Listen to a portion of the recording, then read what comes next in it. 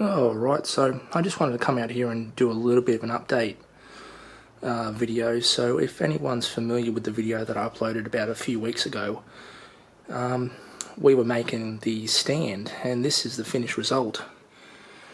Came out really nicely. It's all just made out of MDF, and obviously it's holding the cheap eBay bandsaw, which, if you've seen, gave me some trouble, and we're actually updating the bottom guides and the top with bearings and everything else. And I'm actually running a Starrett metal cutting bandsaw blade on that, and that's the reason for this thing here, because this here is actually the micro switch that should be inside the cover, but I was running out of room when I was tensioning the blade by, a fraction, so I just relocated the switch.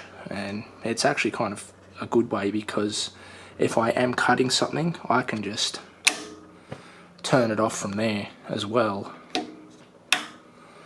But yeah, so the cabinet came out really, really nicely. It rolls nice and smooth. Got this little latch here that just pretty much, yeah, it's just a latch, and that opens up. There's nothing in it, obviously. The door closes, like this front section here, how there's actually no handle, so it looks kind of like it opens from like that, but in reality it actually opens from this side over here. So,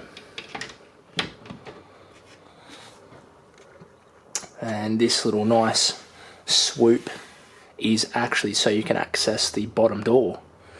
So if we take the bottom door open, if it'll open on us, I don't know.